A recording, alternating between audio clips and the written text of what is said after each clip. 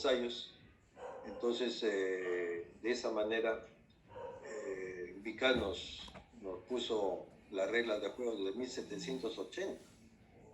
Y hasta ahora mantenemos esos conceptos sobre lo que es el cemento y lo aceptamos porque la realidad de las cosas lo ha demostrado.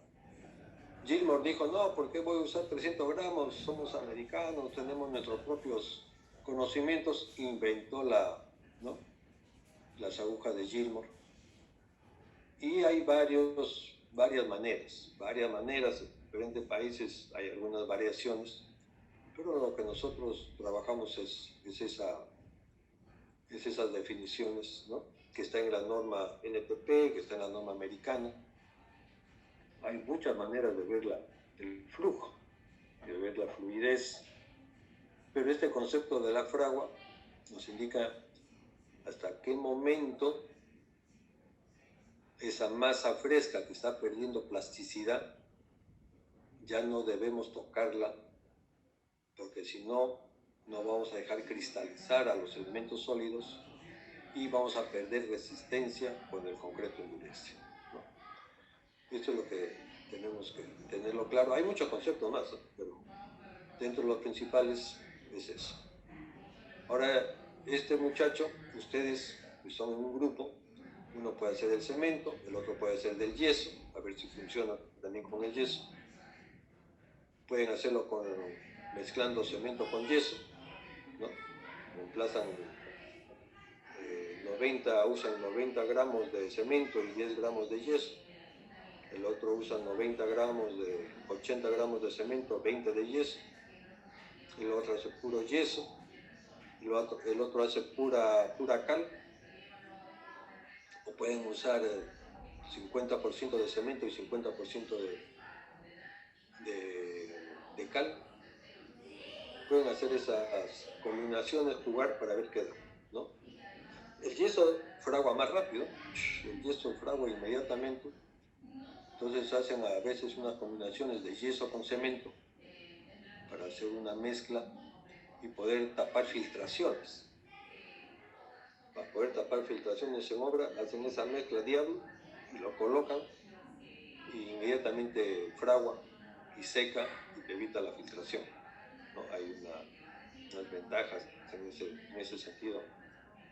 Entonces nos da una idea de cómo sobre el yeso,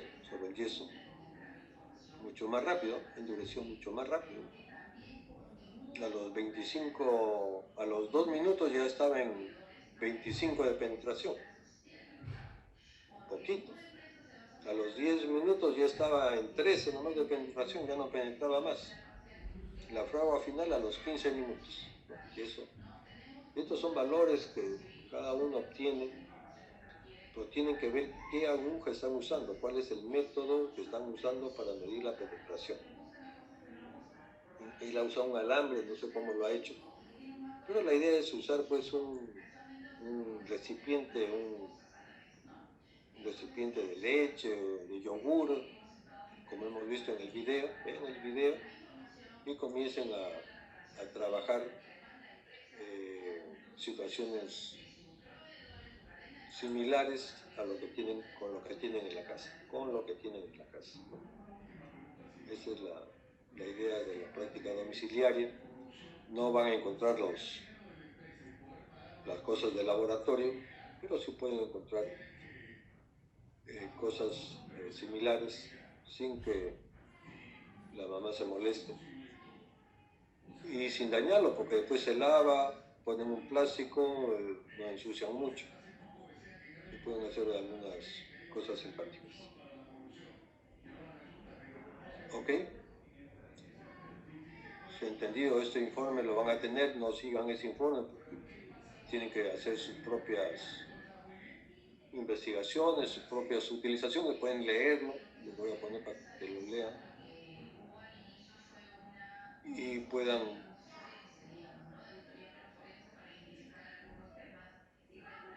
trabajar.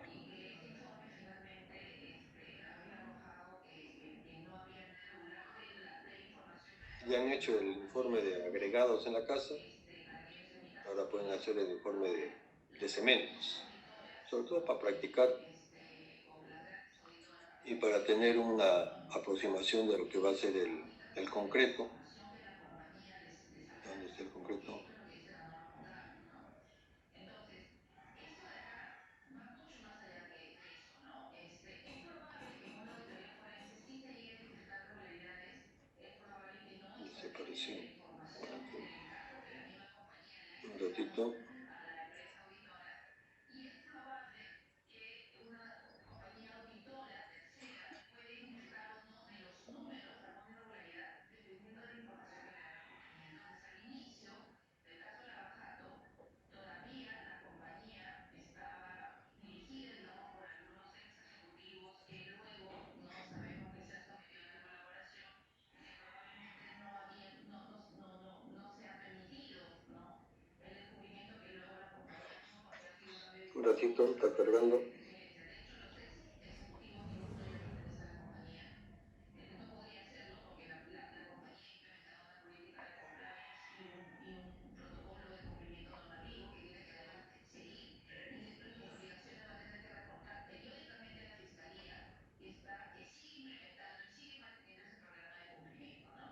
Entonces, sí, es posible que al inicio no se haya descubierto esto, pero luego, en mayo del año 2019, claro, ante la versión también de la empresa Odebrecht, ¿verdad?, que ayudó para conocer que la empresa Grande había cometido ilícitos, es que la compañía y la nueva dirección de la compañía decide someter a la empresa a la colaboración, digamos, ¿no? Para terminar, estimada la congresista Marta Chávez está proponiendo una investigación sobre sobre el equipo especial Lavajato y sobre en general todo el proceso. Supuestamente incluiría la investigación sobre la Procuraduría. En pocas palabras, ¿cuál es tu opinión sobre esto? Bueno, yo creo que ahí los congresistas, dentro de las facultades que tienen, pueden en todo caso, digamos, hacer las solicitudes que correspondan. Nosotros lo que podemos decir es que desde la Procuraduría todo el trabajo que se ha hecho para determinar la variación civil tiene un sustento técnico, tiene un análisis de gente experta para poder llegar a esos números, tenemos un marco legal, tenemos unas fórmulas, A ver. y finalmente si hay que dar información a las entidades que la soliciten, la daremos. Pero sin igualar, creo que aquí no hay que perder de vista algo, ¿no? Los acuerdos de colaboración eficaz son mecanismos importantes para desbaratar organizaciones criminales. Tenemos un acuerdo primero con la empresa Odebrecht, que además tiene calidad de cosas juzgadas, poder judicial ya lo aprobó en todos sus términos y que se viene ejecutando y que es efectivo para las más de 40 investigaciones que tiene la Fiscalía.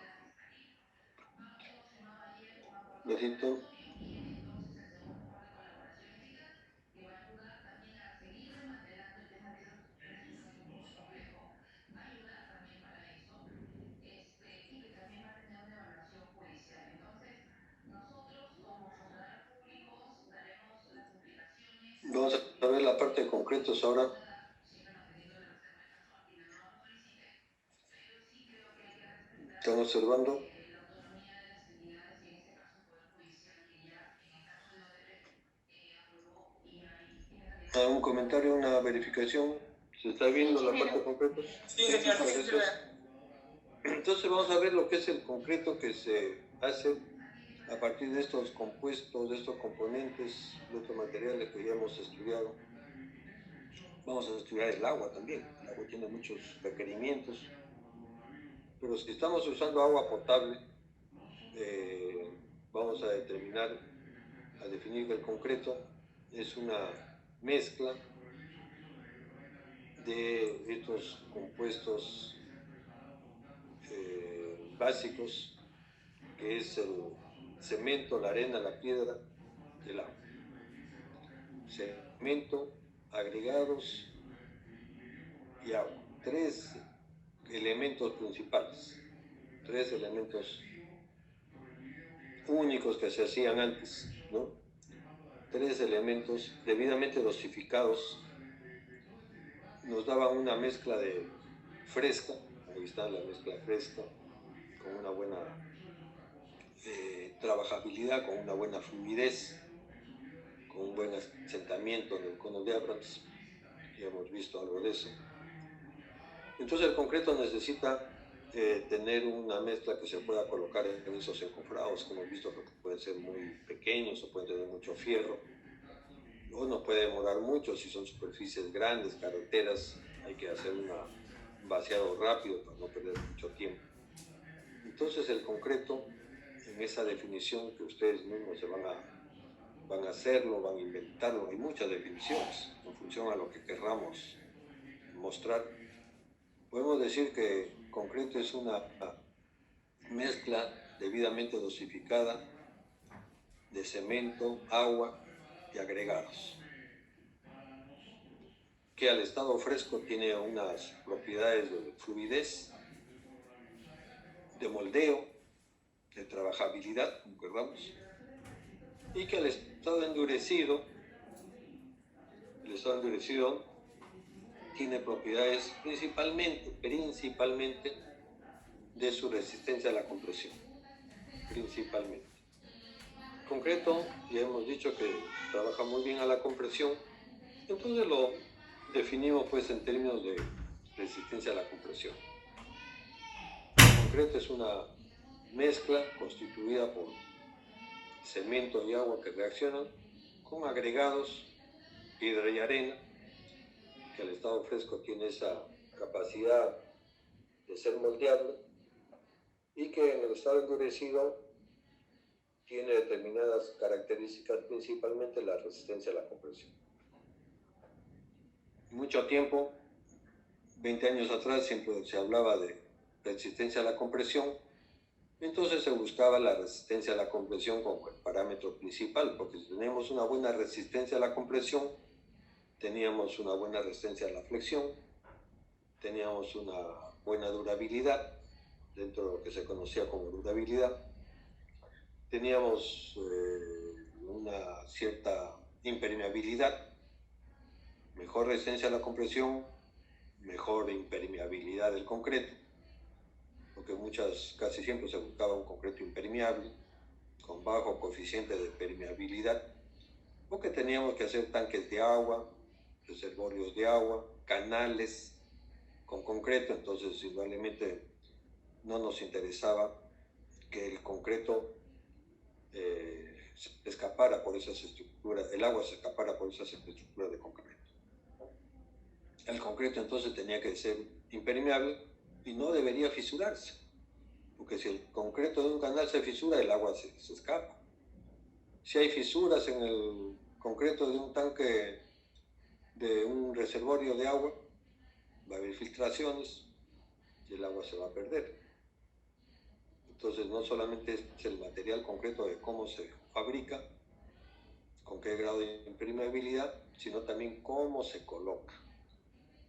Porque si colocamos un reservorio de agua de 7 metros y tenemos que hacer por etapas y de repente nos demoramos 2 días en hacerlo, vaciamos un día 50% de la altura y al siguiente día venimos a vaciar el reservorio de agua ya con un nuevo concreto, entre el concreto del día anterior y el concreto nuevo va a haber una junta fría y por ahí puede penetrar el agua y haber filtraciones. Entonces la manera como se coloca el concreto también puede dar origen a fisuras y ya nada tiene que ver con el coeficiente de impermeabilidad o de permeabilidad del concreto por sí mismo. Entonces hay muchas etapas en la construcción de concreto que hay que tener en cuenta. Entonces nuestra definición de concreto va en función a lo que queremos, ¿no? Pero lo más importante y lo que vamos a aprender que es un concreto con un diseño determinado de cantidad de agua, de cemento y arena. Con ese concreto se hacen muchísimas obras. Ese cemento romano ha servido pues y ha dado durabilidad a muchas obras antiguas, ¿no? El Coliseo romano debe tener, ¿cuánto? 2000 años, ya, de la época de los romanos. Creo que se construyó en el año 70, 80. Entonces tiene una gran antigüedad.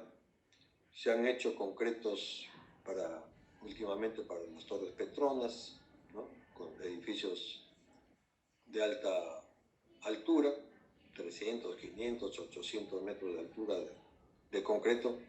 Si estamos vaciando a 700 metros de altura, ¿cómo hacemos concreto a 700 metros de altura? ¿Cómo llevamos el concreto a esas alturas? ¿No? Hay una manera de bombear, hay otra manera de usar grúas, llevando el concreto, pero con grúas pues te demoras, peor que los egipcios, te demoras tanto tiempo en llevar el concreto. Entonces hay unos sistemas de bombeo como si fuera agua, sube el concreto, rebombeo, con 2 escalas, y el concreto tiene que llegar en esas condiciones que hemos dicho, de no segregación. Tiene que llegar una mezcla homogénea, compacta, cohesiva, y que pueda tener las propiedades al estado fresco, al estado endurecido, que tiene cuando estamos a los 0 metros de altitud. Si lo estamos haciendo al pie a 0 metros, a los 700, a los 500 metros, el concreto tiene que estar con las mismas características. Se han hecho concretos para puentes, para presas, para arcos, para diferentes estructuras. Y hemos visto pues que cuando se fabrica el cemento, cuando la cal se descompone, cuando pierdes el CO2 que se escapa a la atmósfera y solamente le queda el óxido de calcio, ese CO2 contamina la atmósfera, entonces es un material contaminante, produce gases de efecto invernadero. Entonces cuando se han estudiado los materiales puzolánicos, se ha evitado un poco esa contaminación, se ha trabajado en favor del medio ambiente, porque esas escorias, esa microsílice que antes no se sabía dónde colocarlas, se ha incorporado al concreto. Entonces, de alguna manera, está equilibrando lo que contamina cuando se fabrica el cemento.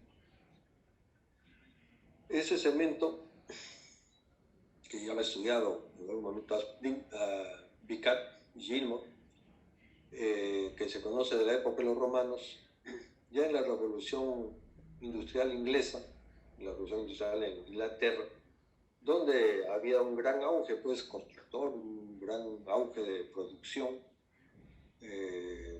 la revolución capitalista, la revolución industrial, la época donde se pasaba a las fábricas, sobre todo a las fábricas textiles, produjo un cambio enorme, ¿no? Porque años antes toda la gente estaba en la agricultura, y la agricultura indudablemente es una fuente de riqueza, es una fuente importantísima hasta ahora. Pero cuando se produce la industria, ya hay mucha gente campesina pobre que va a las ciudades, comienzan a crecer las ciudades por esa migración, y la gente se dedica a los obreros en las industrias, comienzan a trabajar, y Europa está desarrollando ya desde 1600, 1500, 1600, se está desarrollando nuevos conocimientos que se habían perdido por la caída del Imperio Romano, ¿no? El Imperio Romano cae en los años 400, después no hay un Estado, un ente que conduzca bien todo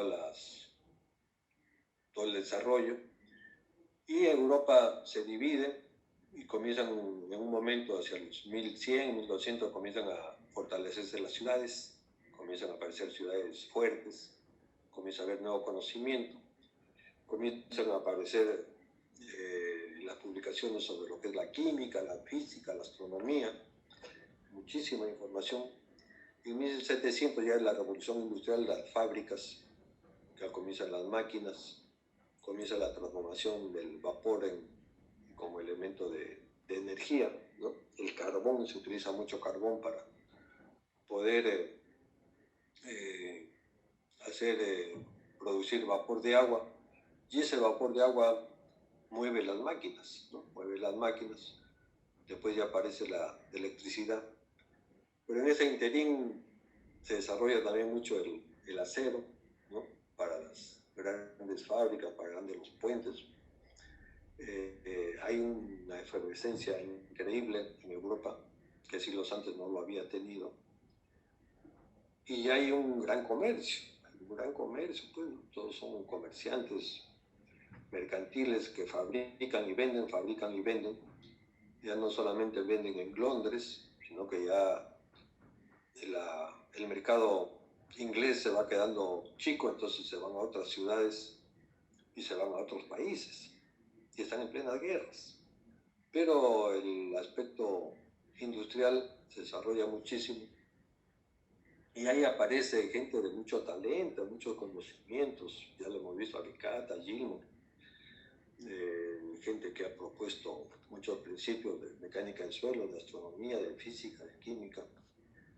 Realmente no llegan todavía al ADN, ni al microchip, pero para esas épocas era importante, ¿no? Abstin comienza a fabricar cemento y Abstin crea la primera patente del cemento. Dice, así se fabrica el cemento, en estas características, porque era productor conocido, era uno de los grandes. Entonces pone sus reglas, ¿no? Cuando hemos visto normalización, decimos que las normas aparecen en la empresa, después se va al sector, después se va al país, normas nacionales, después normas internacionales. Entonces Abdin crea la primera patente. Ya la organización de la sociedad es tal que el Estado inglés reconoce la creatividad de esta gente, le dicen, oye, si tú has inventado esta cosa, tú eres el que tiene mayor derecho a comercializar. Nadie puede robarte la idea, el método y comercializar lo que tú has inventado. Entonces viene la patente, que es la garantía, la seguridad para el innovador, para el emprendedor, de respetar sus conocimientos. Esas son las primeras patentes que se conocen y ahora pues el mundo industrializado, las universidades están jugando en eso, ¿no? Para los países industrializados son los que tienen mayores patentes. Se conoce el desarrollo de los países por el número de patentes, ¿no? Brasil, México, por decir, aparte de los países industrializados conocidos, están en esa generación de patentes. Nosotros en las universidades, mal que bien, hacemos algunas patentes por año, pero eso hay que desarrollarlo. Entonces el precursor en el campo del cemento es Abdin, por eso se le conoce. Ya los ingleses comienzan a usar mucho cemento para hacer el concreto y hacen puentes debajo del Támesis, ¿no? Utilizando el concreto, inventando nuevos procedimientos constructivos. Y ese concreto entonces ya se normaliza, se oficializa. Una definición que hemos hablado del concreto es el material de características pétreas, como la piedra, constituido por una mezcla convenientemente dosificada. No es cualquier mezcla, no podemos echarle cantidad de agua ni cantidad de cemento. Si echamos mucho cemento es más caro. Entonces el ingeniero tiene que saber cuál es esa dosificación. El que me pone el concreto es el material de construcción más importante, no me dice nada, absolutamente nada. Tiene que tener una definición de acuerdo a la utilización, a las propiedades del concreto.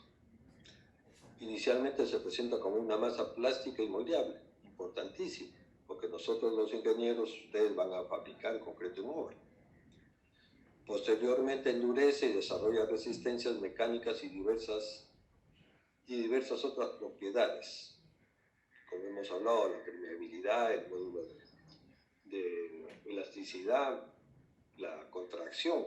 Hay muchas propiedades que en el concreto, al estar endurecido, podemos tener y lo vamos a fabricar, definidas por el proyectista en función a los requerimientos de la construcción. Entonces, si estamos en un clima frío donde hay congelamiento, podemos tener un concreto con aire incorporado, porque el aire incorporado mejora el comportamiento del concreto ante congelamiento del agua que puede almacenar el concreto, ¿no? Entonces el ingeniero, en función a los requerimientos de la obra, del cliente, define características del concreto. Si estamos haciendo un puente colgante, ahí hay un puente colgante enorme, ese puente colgante se va a diseñar en función al peso propio. En función al peso propio. De repente por ahí están pasando algunos carritos que no son gran peso, pero si la distancia entre torre y torre de este puente colgante es amplia, el peso propio del puente va a tener mucha influencia para el diseño de los elementos estructurales. Entonces podemos hacer un concreto ligero, no el concreto pesado, el concreto convencional con agregados de materiales ígneos, granito, basalto, calcita. Eso concreto pesa 2.400 kilos por metro cúbico. 2.400 es un concreto convencional. ¿El agua cuánto pesa por metro cúbico? El agua, 1.000 kilos por metro cúbico. 1.000, ¿no es cierto? Eso es lo que hemos escrito. El concreto pesa 2.400. El acero, un metro cúbico de acero, ¿cuánto pesa? 7.800.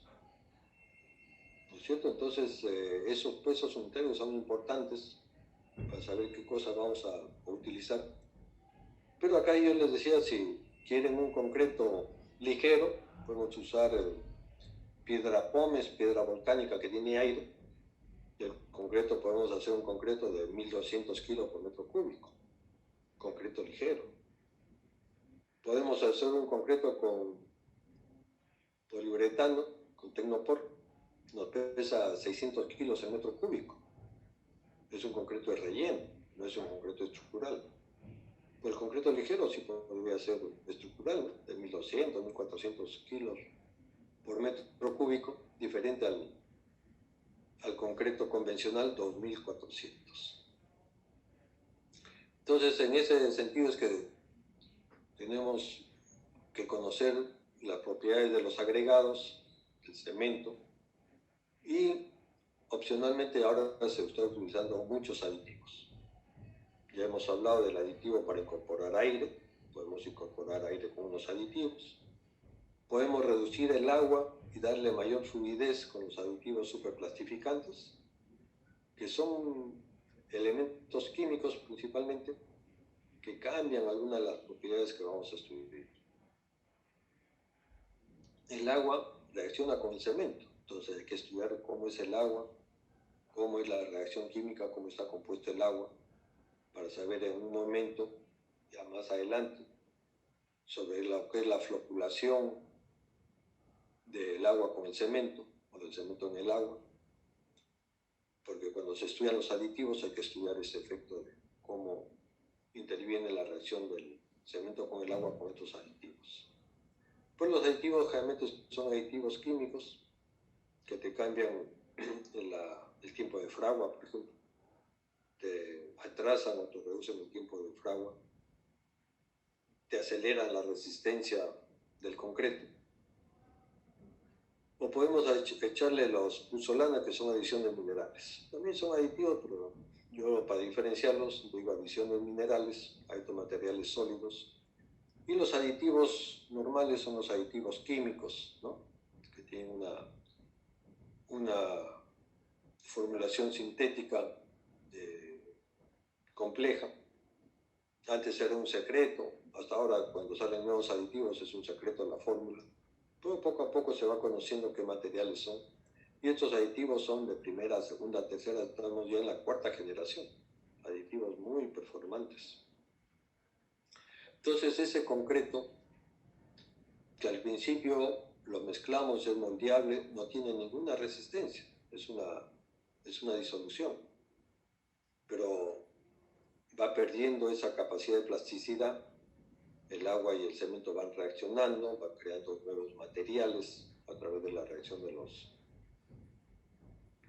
aluminatos y después de los silicatos, va endureciendo, va perdiendo, llega a la fragua inicial, donde ya no hay que tocarlo, y después llega a la fragua final, donde ya está endurecido, ya es una mezclita endurecida, ya no tiene la plasticidad, y comienza a ganar resistencia, ¿no? Comienza a ganar resistencia. Entonces en este gráfico vemos en el eje de las ordenadas la resistencia, la compresión, y en el eje de las abscisas el tiempo. En el tiempo cero no hay resistencia. Ya terminó la fragua y ahí comienza a ganar resistencia. Y en la línea roja está un concreto con un cemento convencional, con un cemento tipo 1, por ejemplo. Entonces, si hacemos este concreto en el Perú, en Lima, con los agregados que vienen del río, de la costa, con agregados que vienen del granito, de la riolita, de la andesita, agregados que están en el territorio. Ese concreto con esos cementos, cemento tipo 1, por ejemplo, la resistencia va a ir ganando, va a ir desarrollándose la resistencia en el tiempo. Y nuestro patrón, así como Picard dijo 25 milímetros, la definición de resistencia del concreto se da a los 28 días. Porque la resistencia está cambiando, va cambiando, va cambiando y va pasando el tiempo y sigue aumentando un poco. Pero la definición que viene de los años 1930 se define concreto, la resistencia del concreto a la compresión se mide a los 28 días. Yo hago concreto ahora, hago mis probetas, las guardo bajo agua porque se sigue hidratando y a los 28 días yo lo llevo a la prensa y hago el ensayo de compresión a los 28 días. Entonces tácitamente se sabe que a los 28 días es la resistencia. Mientras tanto, cada día va aumentando su resistencia si es que lo guardamos bajo agua. Si lo guardamos al aire libre, la resistencia en un momento se va a secar, ya no va a haber agua, y la resistencia se desarrolla y después comienza a no aumentar la resistencia. Entonces nuestra probeta, nuestro concreto en obra también tiene que estar húmedo. Tenemos que evitar que el agua de la viga, de la columna desaparezca. Y hay un criterio que a los 7 días la resistencia al concreto es 70% de la resistencia a los 28 días. Ahí están, 28 días se determina el eje prima C, que es la resistencia a la compresión. Cuando hablamos de resistencia a la compresión, ya tácitamente sabemos que es a los 28 días sobre probetas cilíndricas que han sido guardadas bajo agua y que se han ensayado a los 28 días. Entonces, una manera de estimar estas curvas es con la prueba de laboratorio.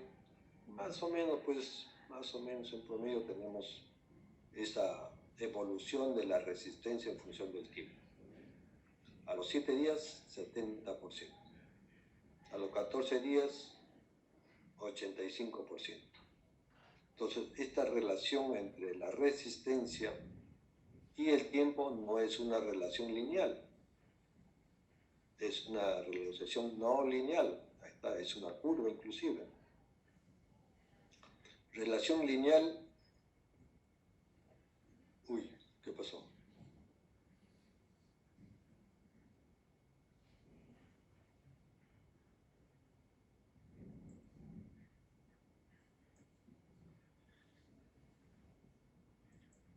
En la práctica y en el examen les he preguntado lo mismo. Yo he repetido varias veces lo que es una relación lineal. De una relación lineal en este eje, X e Y, Si acá ponemos esfuerzo versus cualquier variable de formación o tiempo, por ejemplo, nosotros lo hemos estudiado con deformaciones,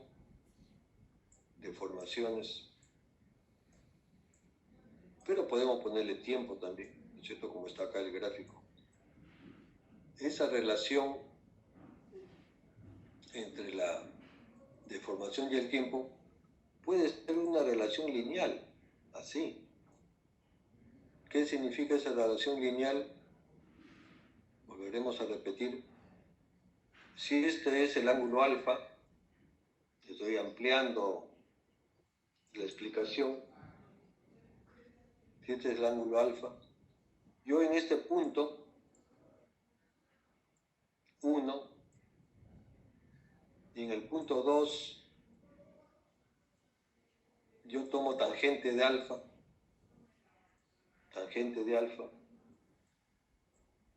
esto es para explicar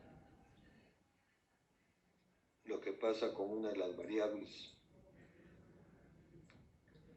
¿Cuál es la tangente de alfa en el punto 1? Va a ser el esfuerzo, ¿no es cierto?, el cateto opuesto sobre la cateto adyacente. Entonces en el punto 1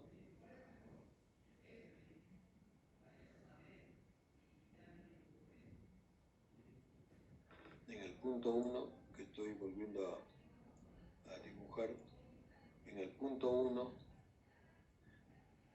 yo tengo el esfuerzo 1, ¿no es cierto? El nivel de esfuerzo es esfuerzo 1, en el punto 1 hay un esfuerzo 1, ahí está. Entonces va a ser cateto opuesto, esfuerzo 1, entre la deformación en el punto 1. Deformación entre el punto 1. Uy, salió mal. Ya. Y esta tangente alfa en el punto 2, la tangente va a ser la misma. En el punto 2 que voy a tener acá, en el punto 2, la tangente alfa va a ser igual al esfuerzo 2 dividido entre la deformación. Esta deformación ahora va a ser hasta acá. Esta es la deformación 2. ¿No es cierto? Tangente de alfa en el punto 2, cateto opuesto sobre cateto adyacente, esfuerzo 2 sobre deformación 2.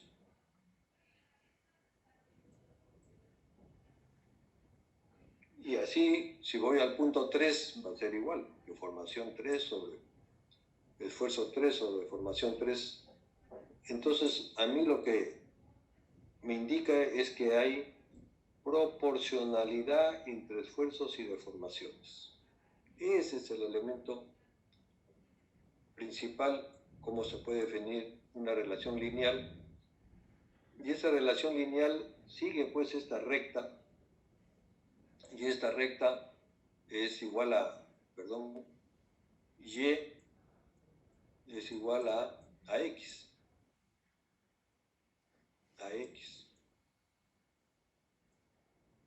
¿Qué significa? Que y sobre x, y esfuerzo sobre deformación, siempre es igual a A, es una constante.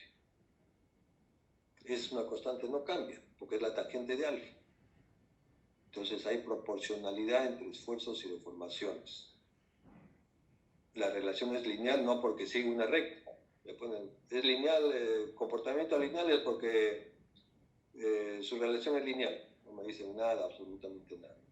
Tienen que hablar que hay proporcionalidad entre esfuerzo y deformación. Aquí también deberíamos decir hay proporcionalidad entre resistencia y tiempo. Pero como es una relación lineal, no la hay. Si fuera una relación lineal, esto debería ser así. Lineal. Debería ser una línea recta desde el origen, ¿no? Y en ese sentido la resistencia a los 28 días estaría por acá. La resistencia a los 28 días estaría por acá. ¿Cierto?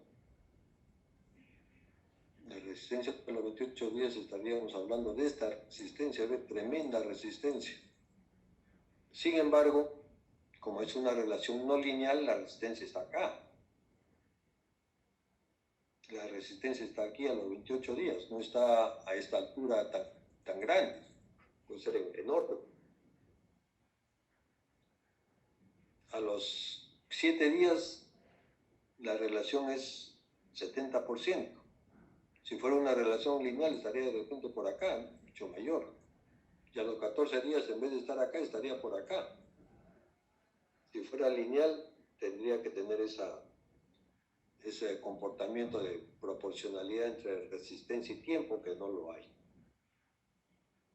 Entonces, esta curva nos da una relación no lineal entre el tiempo y la deformación. Y si yo defino que mi resistencia es a los 28 días, yo digo a los 7 días tengo el 70%.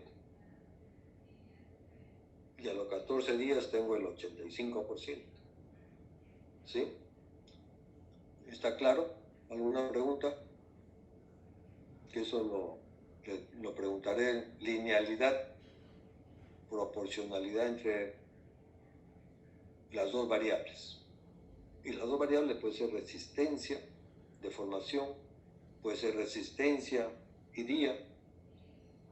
Las variables pueden ser del peso que tienen ustedes entre la edad, cómo varía el peso con el transcurso de los años que ustedes han tenido, que todos los hombres tienen, varía, ¿no es cierto? Entonces la relación entre dos variables se puede dar una relación lineal, donde hay proporcionalidad entre esas dos variables, o puede ser una relación no lineal, donde no hay proporcionalidad. Esta relación, esta curva, ¿cómo se podrá escribir? De repente es Y es igual a X cubo, no sé, a X cubo más BX cuadrado, más BX cuadrado más CX, ¿no? ¿Cómo será pues esta relación? Hay diferentes relaciones, es una relación cúbica, una relación cuadrática, pero no es una relación lineal. La relación lineal es Y igual a X. Muy bien. ¿Preguntas? Si no lo pregunto en la práctica, 5 puntos. Ingeniero, una consulta. Entre los Dígame. tipos de cemento que hay, el de tipo 3 creo que es el que más rápido se consigue que obtenga resistencias de 210. ¿Cuál sería conveniente? ¿Ese tipo de cemento o el cemento normal tipo 1 pero con aditivos, con acelerantes? Si usamos un cemento tipo 1, estamos en la línea roja, por ejemplo. Un cemento tipo 1. Si yo utilizo un cemento tipo 3, un hormigón con aditivo acelerante, puede estar en esta línea acá, en esta línea superior, en esta curva superior. Con acelerante, a los 7 días no voy a tener 70%, sino que voy a tener de repente 85%. Ya no me quedo en 70, sino en 85, mi resistencia aumenta. Y si son un retardante, a los 7 días voy a estar por acá. Este es de repente he usado acá un retardante o he usado un cemento tipo 2, tipo 4, que tiene baja resistencia inicial. Y este de acá es un concreto con cemento tipo 3, ¿no?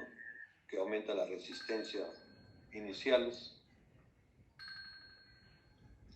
Entonces yo puedo variar esta evolución de la resistencia en el tiempo Puedo variar esta variación de la resistencia en el tiempo. Siempre tengo que poner en mis ejes las variables, qué es lo que estoy midiendo. No me pueden poner dos flechas y no ponerme que aquí son días o es deformación y aquí es resistencia o es peso o es costo.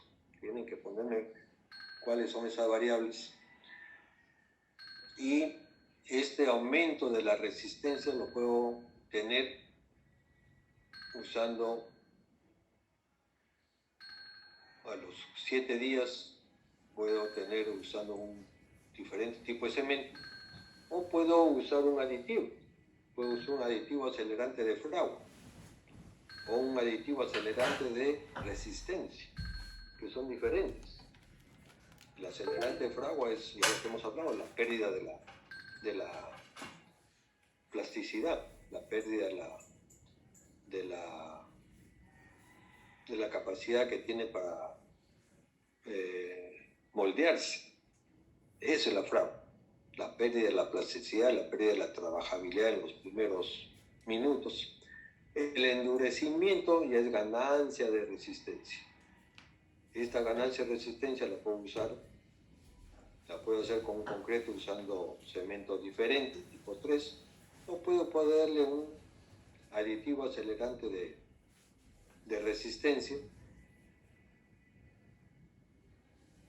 para tener en los 7 primeros días una gran resistencia. Inclusive puedo tener más, puedo tener 90% de la resistencia. Entonces, si estoy en un aeropuerto, yo hago mi pista de concreto, no voy a esperar 28 días para que tenga la resistencia permita aterrizar los aviones, sino a los 7 días ya tengo una buena resistencia y lo puedo poner en servicio. Gano, ¿no? Se gana, pues. El concreto endurece más rápidamente, resiste más, se vuelve operativo. El aeropuerto, el edificio.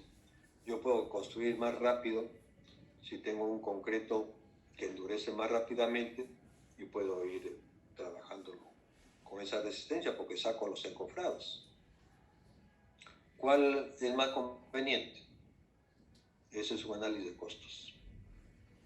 ¿Cuál es más conveniente?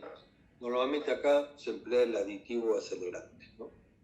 Se usa aditivo acelerante y se tiene una ganancia de resistencia y se puede utilizar. Cuesta un poquito más porque le estoy echando acelerante, pero gano en tiempo de ejecución.